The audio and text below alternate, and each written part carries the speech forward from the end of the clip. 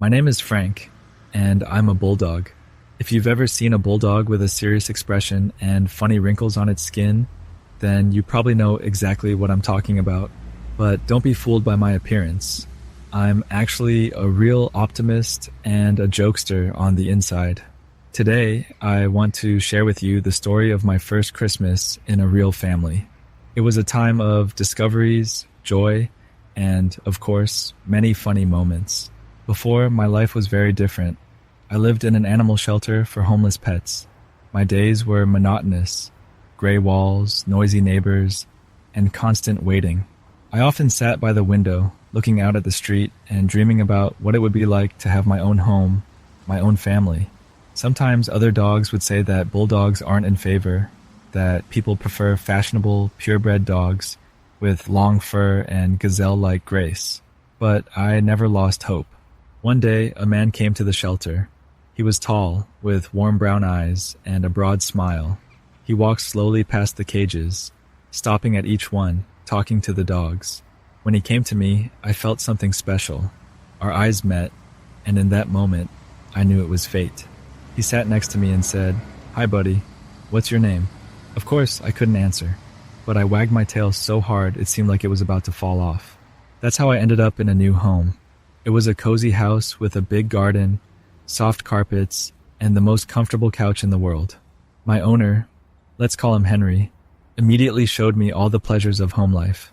The first thing I noticed was the huge window with a view of the street. I could sit for hours, watching pedestrians, cars, and, of course, the neighbor's cat, who always walked around with the air of someone who owned the whole world. Christmas was approaching, and the house began to transform. Henry brought home some boxes, hung up lights and decorations. One day, he brought in a giant green tree and set it up in the living room. At first, I didn't understand why we needed a tree in the house. Maybe it was a new place for my markings. But after the first scolding, I realized this was a special tree and better left untouched. Henry decided to decorate the tree, and I helped in my own way.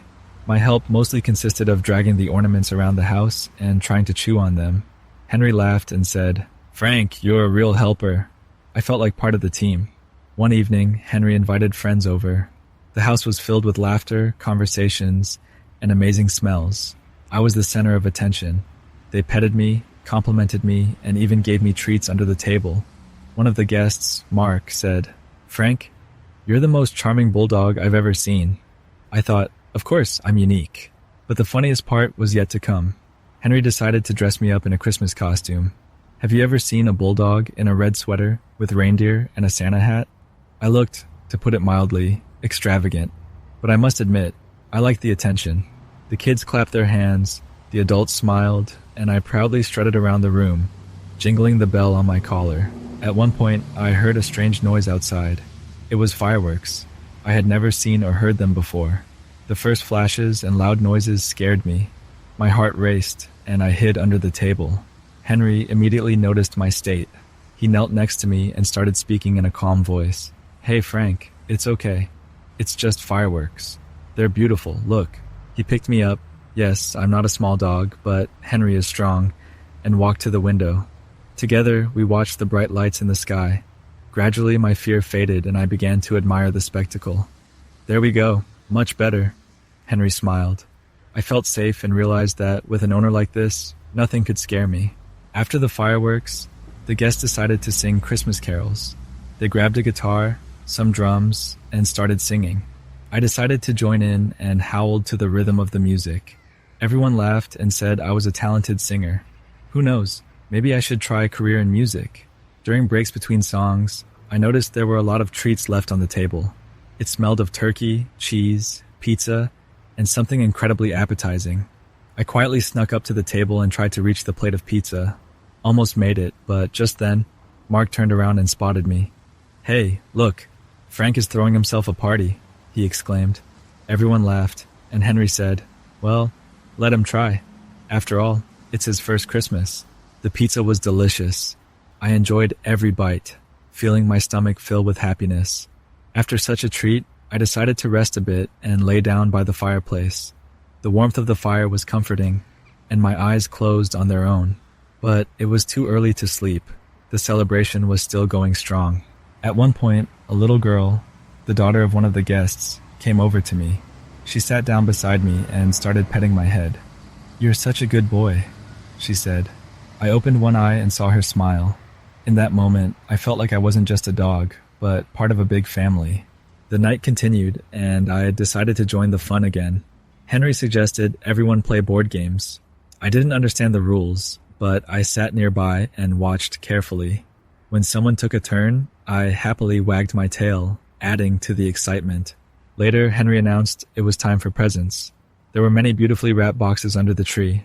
I didn't expect there to be something for me, but it turned out Henry hadn't forgotten about me. He pulled out a small box and said, "This is for you, Frank." I eagerly approached and sniffed the gift. Henry helped me open it, and inside was a new toy. A plush bear. I was thrilled. I grabbed the bear and started running around the room with it, making everyone laugh and smile. As midnight approached, the guests began to leave. I saw each one off, wagging my tail and receiving warm words and petting in return. When the last guest left, the house fell silent. Henry tiredly sat down on the couch and sighed. I walked over to him and rested my head on his lap.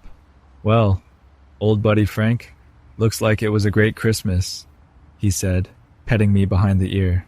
I agreed, letting out a satisfied purr. We sat in silence, enjoying the moment. I thought about how my life had changed in such a short time, from a lonely dog in a shelter to a beloved pet in a real family. This feeling was new to me, but so pleasant. The next day we woke up late. The sun was already shining through the window, and outside there was fresh snow. Henry suggested we go for a walk. I was all for it. The fresh air and the chance to play in the snow sounded tempting. We went out, and I immediately rushed into the snowdrift. The snow was soft and fluffy. I rolled around, jumped, and even tried to catch the snowballs Henry threw at me. During the walk, we met some neighbors. They smiled and greeted us. Some asked Henry about his new pet. I stood proudly next to him, showing my best side. One of the neighbors, Mrs. Smith, said, "What a wonderful dog you have. He's so charming." Henry smiled and replied, "Thanks, Frank really is special." On the way back, we ran into that same neighbor's cat. It was sitting on a tree branch, watching us from above. I stopped and looked at him. He squinted his eyes and said, "Well, Bulldog, decided to take a walk?" I smirked to myself. "Yeah, just stretching my legs after a busy night," I thought. We exchanged glances, and I continued on. After all, why waste time with verbal sparring when ahead of me lay a warm home and a delicious lunch? Back home, Henry put the kettle on for tea and started preparing breakfast. I sat by the kitchen, hoping to get a little something for myself, and sure enough, Henry tossed me a piece of ham. "You deserve it, buddy," he said. I eagerly ate the treat and felt like the happiest dog in the world. After breakfast, Henry decided to clean up. The house needed tidying after the party. I decided to help in my own way. I gathered all my toys and piled them in the corner. Henry noticed and praised me. "Frank, you're a real champ." I proudly lifted my head. It's always nice when your efforts are appreciated. The day passed quietly. Henry and I watched movies, he read, and I napped beside him, and just enjoyed each other's company. At one point, I thought about how lucky I was. Many dogs dream of having an owner like Henry, and such a home. I decided that I would do everything I could to be the best friend to Henry. In the evening, Henry suggested we play. He pulled out a ball, and we started a fun game around the house. I ran, jumped, and tried to catch the ball, while Henry laughed and cheered me on. At one point, I accidentally knocked a vase off the shelf. It fell and broke. I froze, waiting for Henry's reaction. He walked over, looked at the shards, and said, "Well, it happens. The important thing is you didn't get hurt." I sighed in relief. Not every owner would have reacted so calmly to a broken vase. Before bed, Henry sat next to me and said, "You know, Frank, you're the best gift I could have asked for this Christmas." I looked at him with my big eyes and licked his hand. "And you're the best for me," I thought. Lying in my soft bed, I reflected on the past days. Life is full of surprises.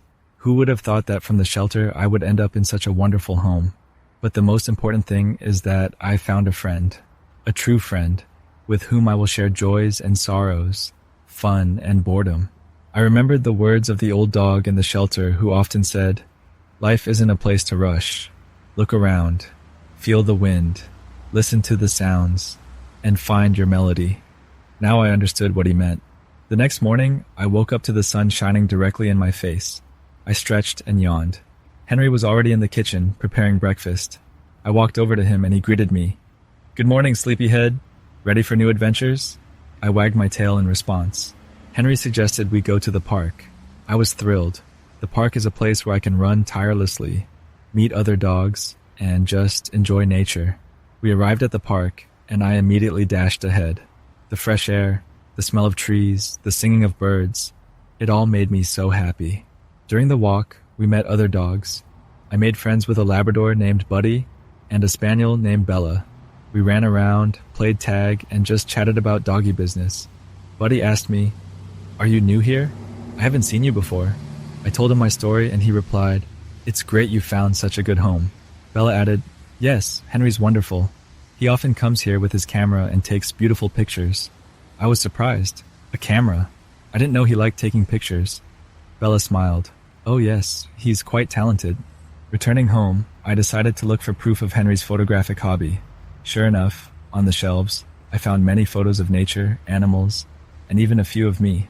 I felt proud. Maybe I'd be a model? In the evening, I went up to Henry and looking him in the eyes, tried to convey my thoughts. "Thank you for everything. You've made my life wonderful."